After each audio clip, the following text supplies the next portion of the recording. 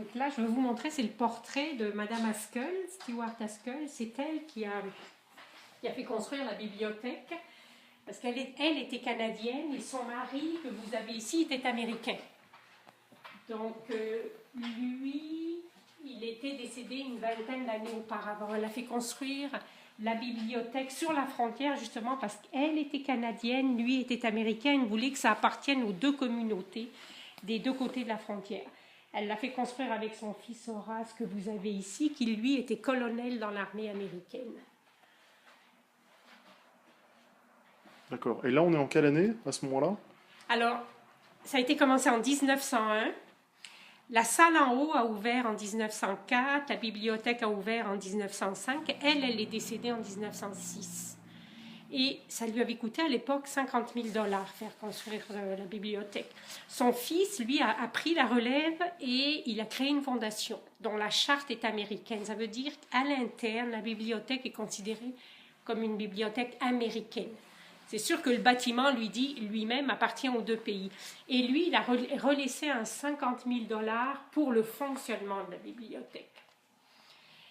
Donc, je ne sais pas si je parle de l'anecdote, il y a une petite anecdote qui dit que c'est la seule bibliothèque au Vermont qui n'a pas de livres, parce que tous les livres sont au Québec, mais c'est la seule bibliothèque au Québec qui n'a pas de porte, parce que la porte est au Vermont. Je ne sais pas si vous voulez visiter un petit peu... Oh, si, je ferai un tour de toute façon. Et le monogramme qu'on voit par terre ici, qu'est-ce qu'il... Ça représente la famille, le SH, Stewart Haskell. Parce qu'à l'origine, le comptoir de prêt qui est ici, il était devant la porte, devant cette porte-là qui est la salle des adultes. Donc, c'est la bibliothécaire qui allait chercher les livres. Puis, bon, quelques années après, on l'a déplacé pour que les abonnés puissent avoir accès à la salle. C'est beaucoup plus facile. Cette salle-là, à l'origine, c'est parce qu'à cette époque-là, il n'y avait pas de salle pour les enfants. C'est la salle du conseil d'administration. Il y a encore un conseil d'administration qui gère le bâtiment. Donc, il y a un président qui est tantôt canadien, tantôt américain, puis les 3 membres canadiens, puis 3 membres américains, des francophones, des anglophones, plus souvent des anglophones que des francophones. Donc, cette salle-là, en 1976, elle a été transformée en salle pour les enfants. C'est le club Rotary qui a donné l'argent pour qu'on le fasse. D'accord, c'est ce qu'on voit là-haut. C'est ça. Puis, je sais pas, il y a des particularités, par exemple, chaque pièce a des bois différents. Parce que lui, M. Haskell, il avait des usines de bois dans le Vermont. C'était un homme d'affaires très prospère. Puis bon, il y a des vitraux, il y a des foyers. Puis tous les plafonds du bâtiment, je ne sais pas si vous pourrez le voir, sont ce qu'on appelle du métal embossé. C'était très populaire à l'époque et ça revient à la mode, ce genre de... On en voit pas mal à Montréal, dans certains endroits. Yann,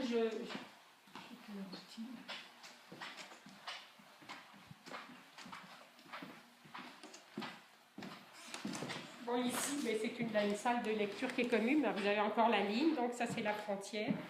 Je ne sais pas si vous voyez les deux drapeaux là-bas.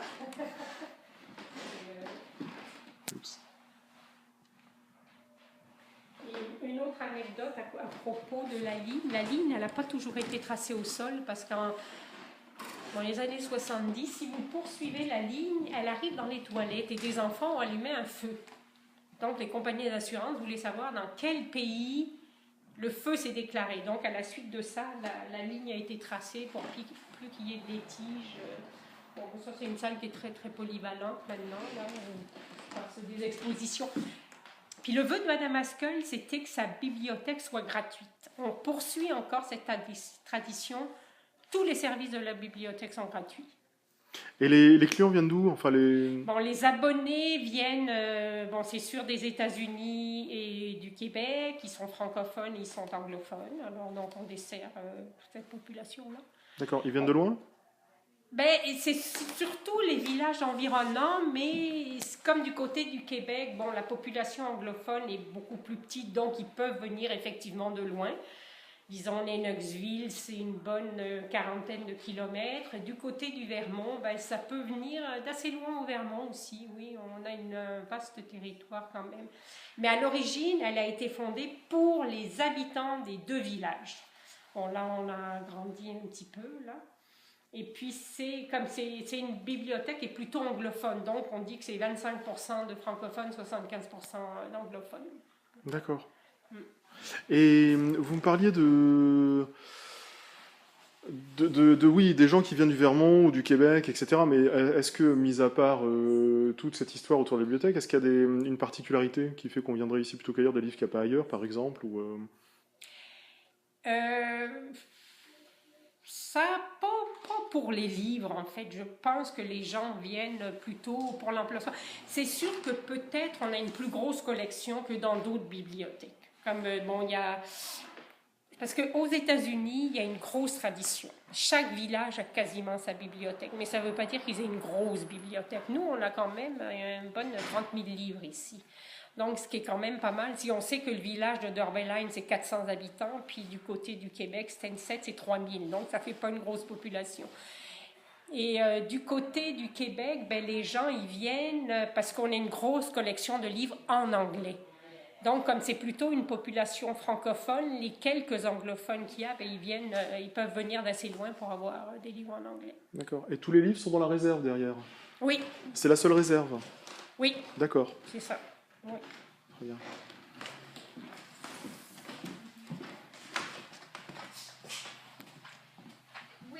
We actually have a pretty Alors, lax history with us. je ne sais pas si ça va vous déranger. Donc ici, anciennement, c'était une salle de lecture qui était exclusivement réservée aux femmes. Les femmes pouvaient aller dans la salle là-bas, mais les hommes ne pouvaient pas venir ici. Celle-ci, elle est toute en érable piqué. L'érable piqué, c'est un érable qui est atteint d'une maladie qui en fait un bois très recherché pour l'ébénisterie. Donc c'est ça. Maintenant, ce sont des bureaux et tout le monde est bienvenu. Alors là, c'est l'accès à ce qu'on appelle l'opéra.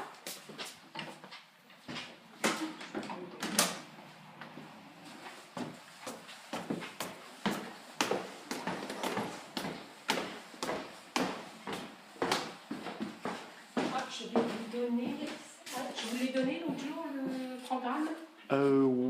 Oui, mais je le reprendrai peut-être tout à l'heure. Ça, ce sont les guichets parce que la salle en haut fonctionne tout l'été. Là, vous avez l'affiche inaugurale de l'ouverture de l'opéra. Alors, le 7 juin 1904, et puis, je ne sais pas si vous pouvez vous approcher, il y a des musiciens qui étaient venus. Mais en fait, ce n'étaient pas des noirs, hein, c'était des blancs qui se déguisaient en noir.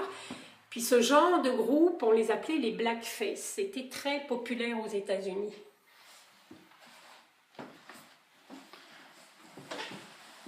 Qu'est-ce que c'est que cette histoire de... Oh, oui, ça c'est... de fantômes Bon, ça là. Sans commentaire? Oui, sans commentaire. Là, ce que je vais faire, je vais aller allumer la... Ah, ben vous pouvez peut-être filmer ici. Ah, qu'est-ce qu'on a là? Ben là, ici, ce sont les... Oh, excusez. Hop.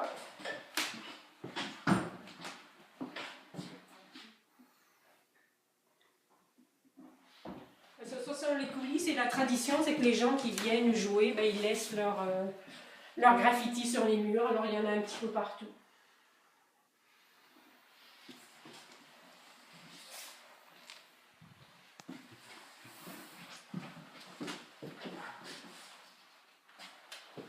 Ah, c'est les coulisses là. Oui, c'est Ah ça. oui, on est derrière le plateau. Comment? On est derrière le plateau. On pourrait... Mais je vais vous... Oui, normalement, on va parler. Et donc là, ici, c'est... Derrière, vous me dites, c'est le parking est aux États-Unis. Oui, c'est ça. Puis regardez, il y a ça là en haut, c'est qu'il y a un film qui a été tourné ici sur P.T. Barnum. Et, il y a quelques films qui ont été tournés ici. On va aller sur la scène. Bon, bien que parfois... Bon, voilà, ça c'est la salle. Jolie salle. 400 places. Alors, les anglophones l'appellent la salle d'opéra. C'est parce que, architecturalement, elle ressemble à un petit opéra italien. C'est pas parce qu'il se jouait des opéras ici. Hein. C'est une salle de spectacle. Donc on jouait essentiellement des pièces de théâtre. Il y avait des concerts aussi. À l'époque de ma Madagascar, il y avait des troupes ambulantes hein, dans les États de la Nouvelle-Angleterre qui faisaient, il y avait plein de petites salles comme ça, donc ils faisaient le tour des petites salles. Et bien maintenant, c'est théâtre, c'est concert, ça sert aussi parfois de salle, parce qu'on a des écoles dans le village, donc ça sert un petit peu de salle pour les spectacles scolaires. D'accord.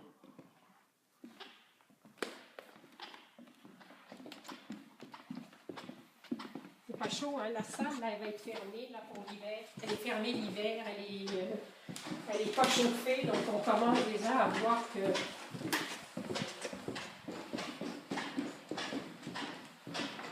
Je fouine.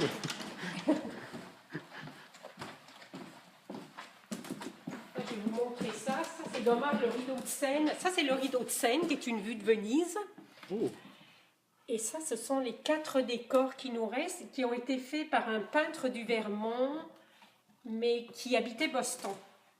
Puis, il y a eu 2 architectes ici, un qui venait de Boston et un qui venait du village du côté du Québec. Là. Anciennement, le village s'appelait Rock Island. Et puis, je vais juste vous parler des sièges un petit peu. Bon, vous avez la ligne, donc la Seine est au Québec. Puis les sièges sont divisés à peu près équitablement entre les 2 pays. Et ça veut dire que pendant les spectacles, les gens se placent en fonction de leur nationalité? Non, n'importe où. Une fois qu'on est dedans, en fait, la frontière, elle n'existe pas vraiment. Hein. C'est juste un petit attrait touristique. Juste autre chose, là-bas, vous avez marqué exit. Là, vous avez marqué sortie. Ça, c'est pas pour que les francophones sortent là, puis les anglophones là. C'est parce que là, c'est le Québec, on est obligé de respecter la loi 101. Donc, on est obligé de le mettre en français. C'est un autre petit. Les sièges en avant, là, ça, c'était les sièges des notables. Hein. Donc, je sais pas, vous allez voir. Regardez, ils sont rembourrés. Ils ont des accoudoirs. Puis là, je sais pas si vous allez le voir. Ça, c'était pour que le monsieur puisse mettre son chapeau. Pour que monsieur puisse glisser son chapeau ici dans une structure métallique, dans un petit cadre métallique. Oui. Et quand on rabaisse, le chapeau est à l'horizontale en dessous. C'est ça. Et c'est le seul endroit où il prend pas de place et on risque pas de l'écraser. C'est pratique. Puis ça risque pas de gêner les voisins. Puis ça, là, c'était, disons, pour la classe ouvrière, parce que là, on mettait la casquette, là, ce petit... Et maintenant, c'est réservé pour les personnes handicapées. Voilà. Oui, en fait, c'est ça qui est réservé. Puis là, comme vous voyez, hein, ils ne sont pas rembourrés, il n'y a pas d'accoudoir. Donc, c'est... On voit des noms dessus, ce sont des... Les sièges étaient réservés ou Non, ce n'est pas des sièges réservés, c'est pour faire des fonds pour l'opéra. Donc, il y a des gens qui achètent des sièges et ils choisissent la place et on met leur nom dessus. Mais ça ne veut pas dire que quand ils viennent, ce n'est pas là qu'ils s'assoient. Ce n'est pas leur siège attitré. On va aller au balcon. C'est ça, vous voyez que l'architecture, c'est plutôt rococo italien à l'intérieur, avec des petits chérubins.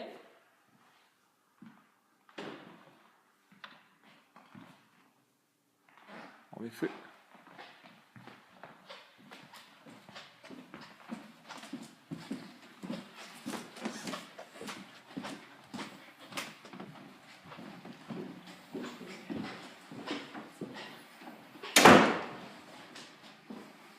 Attention parce que le plafond est vraiment ici.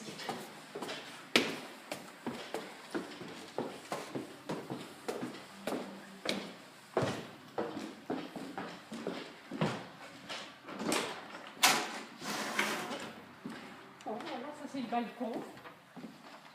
Et les sièges sont encore plus rudimentaires ici. Oh, c'est pour ça qu'on loue des coussins, parce que après 2 heures sur les bancs en bois,